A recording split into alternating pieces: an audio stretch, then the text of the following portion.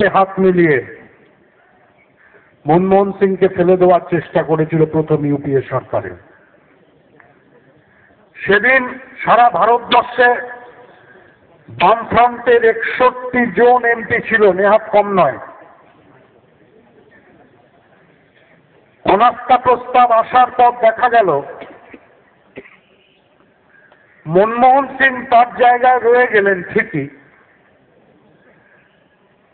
কিন্তু সংসদে সিপিএম এর একমাত্র যে মুখপাত্র, যে অন্তত ইংরেজি ভাষাটা বলতে পারে, সোমনাথ চ্যাটার্জি, তিনি সিপিএম থেকে বেরিয়ে গেছেন।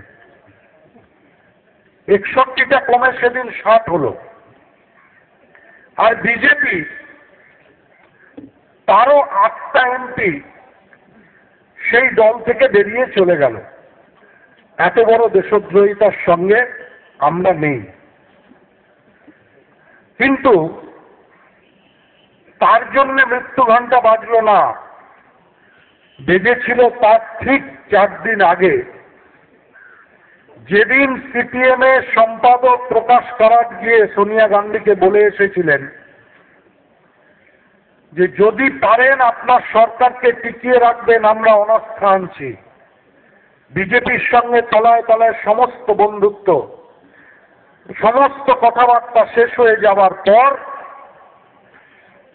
সেদিন প্রকাশ কারাট সেই কথাটা যেদিন বলে আসলেন, সেদিনও প্রণব মুখোপাধ্যায় থেকে শুরু করে সমস্ত কংগ্রেসের নেতা, বামফ্রন্টের সিপিআই থেকে আরএসপি থেকে ফরওয়ার্ড ব্লক সমস্ত শরিকদের ডেকে বলেছিলেন যে আপনারা কি এই দেশদ্রোহী কাজে আছেন না নেই। দুঃখের বিষয়, সেদিন বিশ্বনাথ চৌধুরী, কীর্তি গোস্বামীদের দলের বুকে সাহস হয়নি যে এই বালুরঘাটে তার কর্মীরা সিপিএম এর হাতে মরে জেনেও, বাসন্তীতে সিপিএম তার কর্মীর নেতার বাড়িতে বোম মারে জেনেও, তারপরেও বুকের সামনে দাঁড়িয়ে বলার সাহস হয়নি মুখের সামনে যে আমরা এই দেশদ্রোহিতায় নেই।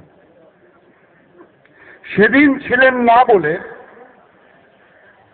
প্রকাশ কারাটের ওই কথা শোনার পর কংগ্রেসের ওয়ার্কিং কমিটি, সর্বভারতীয় ওয়ার্কিং কমিটি ঠিক করেছিল ভারতবর্ষে সিপিএম নেতৃত্বাধীন বামপন্থীদের আর বাড়তে দেওয়া সম্ভব নয়, আর বাড়তে দেওয়া যাবে না।